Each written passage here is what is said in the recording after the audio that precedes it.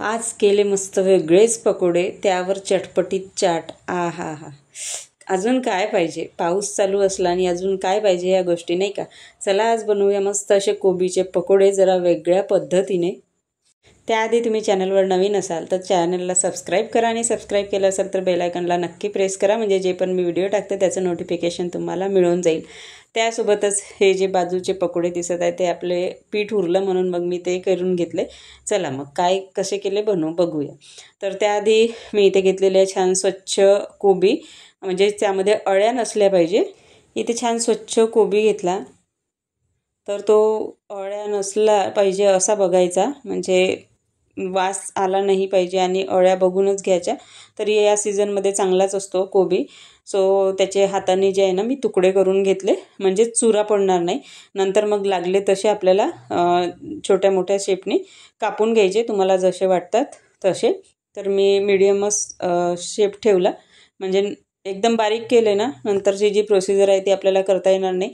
So एकदम बारीक नाही आणि एकदम मोठे पण मी ठेवलेले नाही, बघू शकता तुम्ही.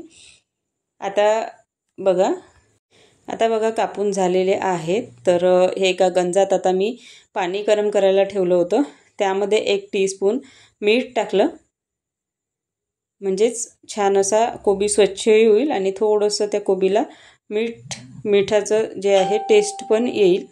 सो मी मीठ टाकलं आणि पाण्याला एक उकळी येऊ दिली हाय फ्लेमवरती, आणि एकदा चमच्याने मिक्स करून घेतलं. तर 5 मिनटं उकळू दिलं याला चांगलं हाय फ्लेमवरती.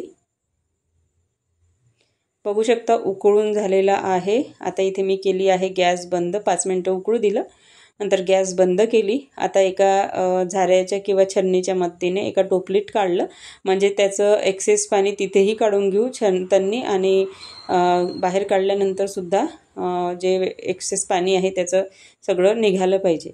आता बघू शकता, तुम्हाला दिसत असेल, म्हणजे पाणी नाही आहे त्याला, असं थोडंसं त्याचं पाणी झरू द्यायचं. आता एक ते वाटत टाकलं कोबीचे तुकडे, नंतर मग त्यामध्ये टाकलं मीठ थोडंसं टाकायचं, म्हणजे आधी आपण पाण्यामध्ये उकळलेल्या पाण्यात टाकले होतं मीठ, त्यामुळे थोडंसं लिमिटेड मीठ टाकायचं. नंतर हळद, तिखट 2 चमचे आणि थोडंसं जिरे पावडर, धने पावडरसुद्धा टाकू शकता. आणि थोडंसं ओवा ना याच्यामध्ये खलबत्त्यामध्ये कुटून घेतला, नाही कुटला तरी चालेल. आता अद्रक लसूणची पेस्ट टाकली आणि छान असं टॉस करून घेतलं. आता तुम्ही हाताने मिक्स करा किंवा टॉस केलं ना तर सगळीकडे मसाले असे लागल्या जातात. सो मी हाताने सुद्धा मिक्स केलं आणि नंतर टॉससुद्धा केलं. आता हे बघा मिक्स करून झालेलं आहे. हे आता झाकून आपण बाजूला ठेवून देऊ. 10-1 मिनटासाठी तरी त्याला रेस्ट करायला ठेवायचं. आता बघा 10 मिनटं झाल्यानंतर अशा प्रकारे दिसत आहे. तर हे जे कोबीचे जे तुकडे आहेत ते सगळं बाजूला काढून घेतलं, आणि ज्या वाट्यामध्ये भिजवलेलं होतं त्याच वाट्यामध्ये बेसन पीठ टाकलं. वाटलं तेवढंच टाका तुम्ही, थोडंसं मी पाऊण कप वगैरे टाकलेलं आहे. 2 ते 3 चमचे तांदळाचं पीठ, हळद, थोडीशी तिखट, नंतर पुन्हा तिखट टाकलं, कारण की थोडीशी कोबी कशी फिक्कीशी लागते. इथे 1/2 टीस्पून जिरे पावडर, थोडंसं मीठ. आता बघत मीठ अंदाजाने टाका, कारण की आपण कोबीमध्ये टाकलं, उकळताना टाकलं याच्यामध्ये पण, सो मीठ थोडंसं अंदाजाने टाका. आता हे चांगल्या प्रकारे मिक्स करून घ्यायचं, आणि याच्यामध्ये थोडं पाणी टाकून ना हे चांगलं असं स्मूथ बॅटर तयार करायचं, गुठळ्या नाही राहिल्या पाहिजे. हे बघा भिजवून तयार आहे पीठ. आता बघू शकता अशा प्रकारची कन्सिस्टन्सी मी ती ठेवलेली आहे, जास्त जाड नाही आणि पातळ नाही. इकडे तेल गरम करायला ठेवलं. तेल गरम झालं की त्यामधलं 1-1.5 चमचा तेल घ्यायचं आणि त्या बॅटरवर टाकायचं आणि छान असं मिक्स करायचं. तर हे टाकलं ना भजे किंवा पकोडे मस्त लागतात. आपण सोडा वगैरे बिलकुल वापरायचा नाही, याच्यात काही गरज नाही. मिक्स करून झालेलं आहे. आता तळायला घेऊ पटापट. तेल पण गरम झालेलं आहे इकडे. आता हे जे कोबीचे तुकडे आहे ना जे आपण मिक्स करून ठेवले होते मसाल्यामध्ये, ते सगळे बेसनच्या बॅटरमध्ये टाकले आणि सगळं चांगलं मिक्स केलं. ते दिसत नाही आहे तुम्हाला, माहिती आहे मला, तर ते दूर ठेवला होता कॅमेरा, कारण की तेलाचं तळायचं आहे. सो तुम्ही समजू शकता. नंतर मग जसे आपण भजे वगैरे तळतो त्याप्रमाणे चमच्याने मी टाकून घेतले, हात न भरवता, आणि नंतर 1-2 मिनिटांनी अशा प्रकारे त्याला फोर्कच्या मदतीने मिक्स करून घेतलं. आणि छान असं मीडियम फ्लेमवरती तळून घेतलं. लो फ्लेमवरती तळायचे नाही आहे पदार्थ, मीडियम फ्लेम करायची किंवा हाय फ्लेमवरतीही नाही तळायचे. आता अगदी थोड्या वेळाने बघू शकता मस्त असे झालेले आहेत, मस्त तळून झालेले आहेत.